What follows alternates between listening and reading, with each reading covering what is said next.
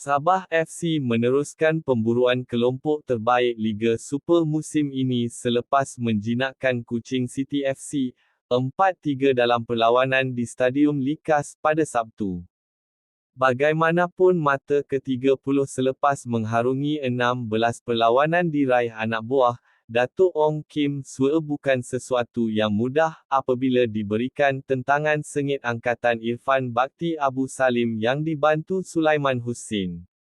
The Rhinos terlebih dulu di depan hasil jaringan Sadil Ramdhani pada minit ke-12, sebelum pemain import baharu tuan rumah Ramen Machedo de Macedo membuka akaun gol pertama bersama majikannya untuk memimpin separuh masa pertama. Bagaimanapun mata ke-30 selepas mengharungi 16 perlawanan diraih anak buah Datuk Ong Kim Swe bukan sesuatu yang mudah apabila diberikan tentangan sengit angkatan Irfan Bakti Abu Salim yang dibantu Sulaiman Husin. The Rhinos terlebih dulu di depan hasil jaringan Sadil Ramdhani pada minit ke-12, sebelum pemain import baharu tuan rumah Ramen Machedo de Macedo membuka akaun gol pertama bersama majikannya untuk memimpin separuh masa pertama. Separuh masa kedua, The Cats yang tewas 1-2 di Stadium Negeri pada 6 Mac lalu berusaha kembali ke dalam permainan merapatkan defisit hasil jaringan Amir Amri Saleh pada minit ke-55. Bagaimanapun, The Rhinos yang tersentak kembali melebarkan kedudukan hasil sentuhan Stuart John Wilkin pada minit ke-58. The Cats kemudian kembali garang apabila Abu Kamara tampil meledak 2 gol pada minit ke-67 dan 86 untuk mengikat permainan. Ketika perlawanan seolah-olah berakhir dengan keputusan seri, Ramen muncul wira Sabah apabila meledak gol minit ke-93, untuk keputusan 4-3 memihak pasukan tuan rumah. Keputusan itu menyaksikan Sabah yang mengekalkan rekod tanpa kalah saingan Liga Super di Likas, kini menduduki tangga keempat Liga selepas 16 perlawanan manakala Kuching City pula yang kurang satu aksi di tangga ke-13. Perlawanan lain, membabitkan pertarungan Seteru Selatan, JDT dan Negeri Sembilan FC. Bisa yang dimiliki pemain perancang Leandro Velasquez membantu Johor Darul Ta'zim, JDT, FC merekodkan kemenangan 2-0 ke atas Negeri Sembilan FC hari ini. Selepas dimalukan 7-0 oleh Harimau Selatan di Stadium Tuanku Abdul Rahman, Paroi pada Mac lepas, anak-anak buah K. Devon tampil dengan azam tidak mahu keputusan tersebut berulang.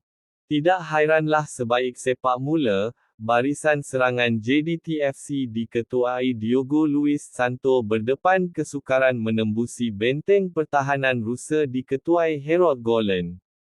Selain itu, Devon memastikan anak-anak buahnya mengekalkan disiplin pertahanan bila kehilangan bola.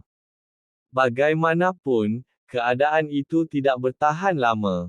Sepekan percuma yang diambil Velasquez mudah ditanduk Feroz Baharudin menewaskan penjaga gol Negeri Sembilan FC, Sheikh Izan Nazrul pada minit ke-21. Tersentak, Hoben Jang Hoben cuba memperkemaskan rentak mereka. Tetapi pasukan pelawat terus ketinggalan apabila satu lagi sepakan percuma Velasquez menerjah jaring pada minit ke-44. Bersambung pada babak kedua, Harimau Selatan berusaha menambah koleksi gol mereka. Malangnya, pertahanan Rusa terus kental mempertahankan kubu pertahanan mereka. Ini mendorong pengendali JDT-FC, Tano Solari memasukkan Bergson da Silva, Endrick dos Santos dan Safawi Rashid bagi menambah ketajaman jentera serangan. Tetapi barisan pertahanan Negeri Sembilan FC memastikan keputusan 2-0 kekal sehingga whistle penamat. Keputusan ini membantu JDT-FC di puncak liga melebarkan jurang mata dengan Selangor FC kepada 14 mata. Sementara skuad Rusa pula menduduki tempat ke-9 liga. Tetapi Devon boleh menghela nafas lega kerana pasukannya berjaya mengelak diaibkan Harimau Selatan dengan keputusan jaringan yang besar.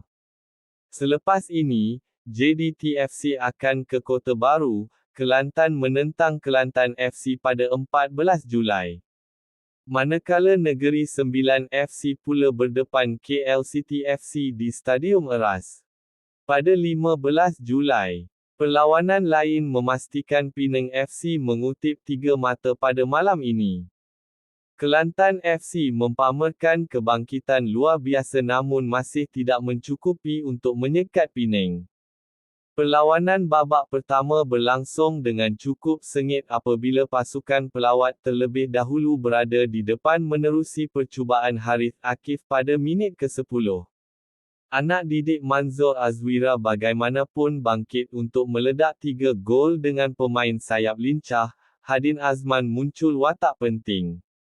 Bekas bintang KL City ini menjaringkan gol pada minit ke-19 dan 30 sebelum pertahanan tinggi lampai, Rafael Vito memberikan kedudukan selesa buat tuan rumah.